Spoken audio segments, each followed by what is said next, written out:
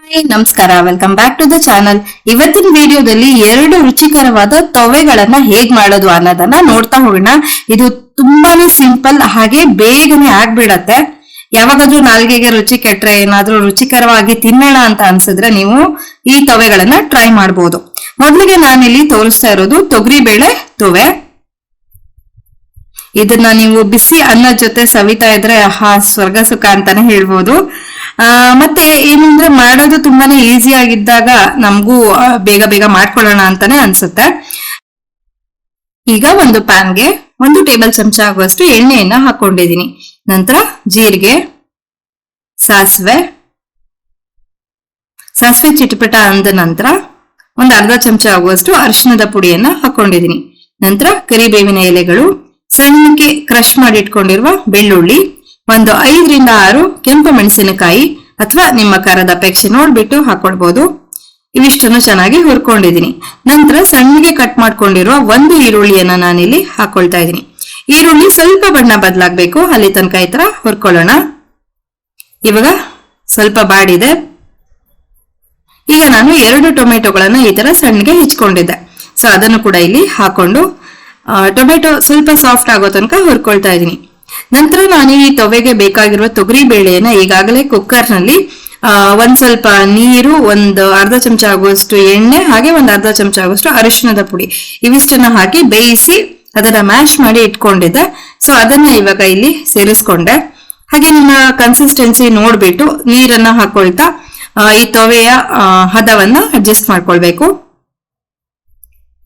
So ನೋಡಿ, ನಾನಿಲ್ಲಿ ಇಷ್ಟು ನೀರನ್ನ ಹಾಕೊಂಡು ಈ ತರ ಅಡ್ಜಸ್ಟ್ ಮಾಡ್ಕೊಂಡಿದ್ದೀನಿ. ನಂತರ ರುಚಿಗೆ ತಕ್ಕಷ್ಟು ಉಪ್ಪು, ಒಂದು ಅರ್ಧ ಚಮಚ ಆಗುವಷ್ಟು ಬೆಲ್ಲ ಅಥವಾ ಸಕ್ಕರೆ, ನಿಮ್ಗೆ ಯಾವ್ದು ಇಷ್ಟನೋ ಅದನ್ನ ಹಾಕೊಳ್ಬಹುದು. ಇವೆಲ್ಲ ಹಾಕೊಟ್ಟು ಖಾರ ಬೇಕು ಅನ್ಸಿದ್ರೆ ಮೇಲಿಂದ ಒಂದ್ ಸ್ವಲ್ಪ ಖಾರ ಪುಡಿಯನ್ನ ಹಾಕೊಳ್ಬಹುದು.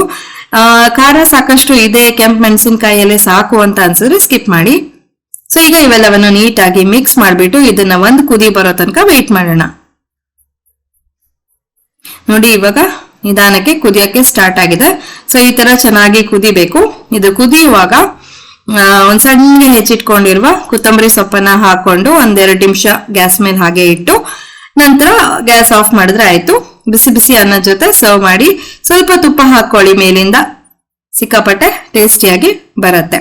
ಸೊ ಇದಾಗಿತ್ತು ತೊಗರಿಬೇಳೆ ತೊವೆ. ಈಗ ನಾವು ಹೆಸರು ಬೇಳೆ ತೊವೆಯನ್ನ ಹೇಗ್ ಮಾಡೋದು ಅನ್ನೋದನ್ನ ನೋಡ್ತಾ ಹೋಗೋಣ. ಮೊದಲಿಗೆ ನಾನಿಲ್ಲಿ ಸುಮಾರು 1 ಕಪ್ ಆಗುವಷ್ಟು ಹೆಸರು ಬೇಳೆಯನ್ನ ಕುಕ್ಕರ್ ಪಾತ್ರೆಗೆ ಹಾಕೊಂಡಿದೀನಿ. ಇವಾಗ ಇದನ್ನ ಕ್ಲೀನ್ ಆಗಿ ತೊಳೆದ್ಬಿಟ್ಟು ಅದಕ್ಕೆ ಬೇಯೋಕೆ ಎಷ್ಟು ಬೇಕೋ ಅಷ್ಟು ನೀರನ್ನ ಸೇರಿಸ್ಕೊಳ್ತಾ ಇದ್ದೀನಿ. ನಂತರ 1 ಕಟ್ ಮಾಡಿ ಇಟ್ಕೊಂಡಿರುವ ಟೊಮೆಟೊ, ಹಾಗೆ ಒಂದು 4 ರಿಂದ 5 ಹಸಿರು ಮೆಣಸಿನಕಾಯಿ, ಖಾರ ನೋಡ್ಬಿಟ್ಟು ನೀವು ಹಾಕೊಳ್ಬೇಕಾಗತ್ತೆ. ನಂತರ ಒಂದು 10 ರಿಂದ 15 ಹೆಸರು ಬೆಳ್ಳುಳ್ಳಿ, ಒಂದು ಅರ್ಧ ಚಮಚ ಆಗುವಷ್ಟು ಅರಿಶಿಣದ ಪುಡಿ, ಹಾಗೆ 1 ಚಮಚ ಆಗುವಷ್ಟು ಕೊಬ್ಬರಿ ಎಣ್ಣೆ ಇವಿಷ್ಟನ್ನ ಹಾಕೊಂಡು ಕುಕ್ಕರ್ ನಲ್ಲಿ ನಾನು ಸುಮಾರು 5 ವಿಸಿಲ್ ಕೂಗಿಸ್ಕೊಳ್ತಾ ಇದ್ದೀನಿ. ಇವಾಗ ಕುಕ್ಕರ್ ತಣ್ಣದಿದೆ. ನೋಡಿ ಎಷ್ಟು ಸಾಫ್ಟ್ ಆಗಿ ಚೆನ್ನಾಗಿ ಬೆಂದಿದೆ. ಹೆಸರು ಬೇಳೆ ಆಗಿರೋದ್ರಿಂದ ಬೇಗನೆ ಬೆಂದು ಬಿಡುತ್ತೆ, ಏನು ತೊಂದರೆ ಇಲ್ಲ. ಹಾಗೆ ಲೈಟ್ ಆಗಿ ಒಂದು ಸೌಟಿನ ಸಹಾಯದಿಂದ ಈ ತರ ಮ್ಯಾಶ್ ಮಾಡ್ಕೊಳ್ಳಿ. ಚೆನ್ನಾಗಿ ಸಾಫ್ಟ್ ಆಗಿ ಚೆನ್ನಾಗಾಗತ್ತೆ. ಒಂದ್ ಸ್ವಲ್ಪ ನೀರನ್ನ ಆಡ್ ಮಾಡ್ಬಿಟ್ಟು ಸಾರಿನ ಕನ್ಸಿಸ್ಟೆನ್ಸಿ ಎಷ್ಟು ಬೇಕೋ ಅಷ್ಟನ್ನ ರೆಡಿ ಮಾಡಿ ಇಟ್ಕೊಳ್ತಾ ಇದೀನಿ.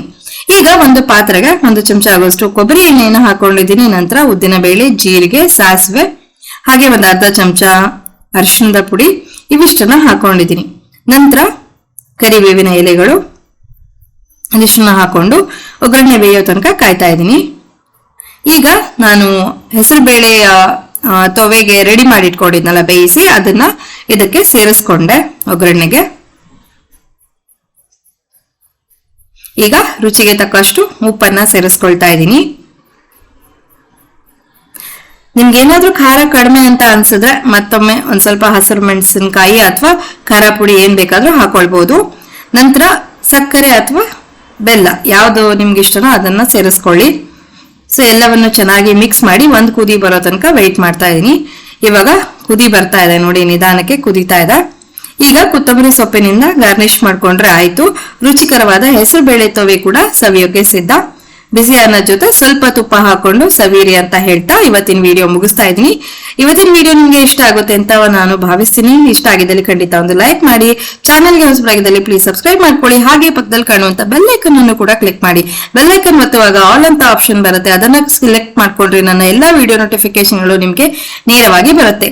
ಹಾಗಾದ್ರೆ ಮತ್ತೊಂದು ವಿಡಿಯೋದೊಂದಿಗೆ ಭೇಟಿ ಆಗ್ತೀನಿ. ಅಲ್ಲಿವರೆಗೂ ಎಲ್ರಿಗೂ ಧನ್ಯವಾದಗಳು. Thank you for watching.